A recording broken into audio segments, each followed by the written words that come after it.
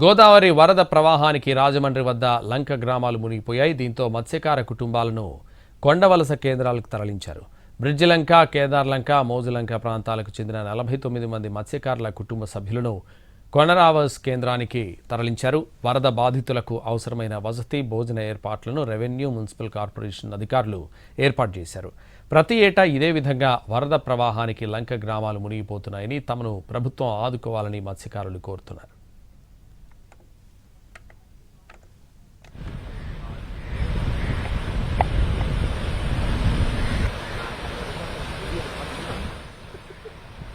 పునరావాస కేంద్రాల్లో మత్స్యకారుల జీవన స్థితికి సంబంధించిన మరిన్ని వివరాలు మా ప్రతినిధి శ్రీనివాస్ అందిస్తారు.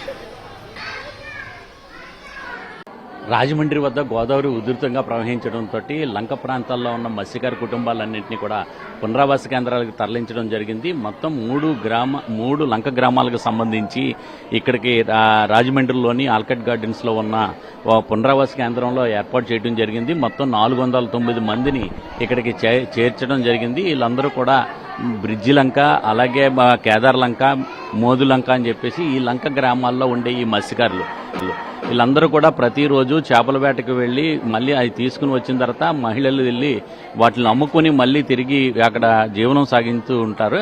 అయితే వీళ్ళన్నీ కూడా గోదావరి వరదలు రావడంతో ఒక్కసారిగా వస్తున్న గోదావరికి అధికారుల హెచ్చరికల నేపథ్యంలో వీళ్ళందరూ కూడా పునరావాస కేంద్రాలకు చేరుకోవడం జరిగింది. ఇక్కడే 2 రోజుల నుంచి ఇక్కడే గడపడం జరుగుతున్నది. అయితే భద్రాచలం దగ్గర ఇప్పటికే 2వ ప్రమాద హెచ్చరికను తొలగించడం జరిగింది. అలాగే మొదటి ప్రమాద హెచ్చరికను కూడా ఉపసంహరించినట్లయితే వీళ్ళందరూ కూడా తిరిగి వాళ్ళ ఇళ్లకి చేరుకునే అవకాశం ఉంటుంది. అయితే వీళ్ళందరూ ఎలాగొచ్చారు ఏంటనేది ఇక్కడ అడిగి తెలుసుకుందాం. ఎలాగో మీరంతా గోదావరి వచ్చిందా, ఎలాగొచ్చారు? గోదావరి తగిలిందని అధికారులు దిగొచ్చేయారండి. దిగొచ్చేయారండి, తగ్గిపోతే వెళ్ళిపోతామండి. ప్రతిసారి ఇదేనా గోదావరి వరదలు వచ్చినప్పుడు?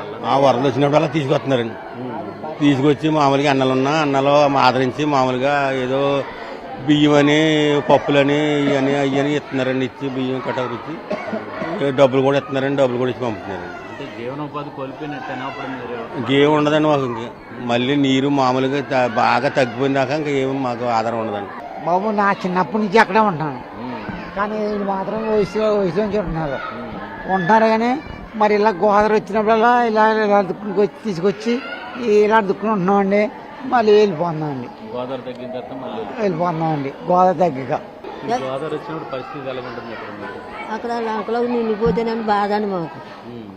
ఇక్కడే ఉంటున్నామండి, ఎప్పటి నుంచో ఇక్కడే ఉంటున్నామండి. అండ్ ఇల్లున్నా కూడా వెళ్తలేదండి. ఈ చిన్నపిల్లలతో సహా వీళ్ళు చిన్నపిల్లలను తీసుకుని వీళ్ళందరూ కూడా ఇక్కడ రావడం జరిగింది. ప్రభుత్వ పరంగా వీళ్ళకి అన్ని రకాల సౌకర్యాలన్నీ కూడా కల్పించడం జరుగుతుంది. భోజన వసతులు కల్పించడం కానీ, ఈ బియ్యం, కిరోసిన్ వంటి అటువంటి కూడా ఇవ్వడం కూడా జరుగుతుంది అని చెప్తున్నారు.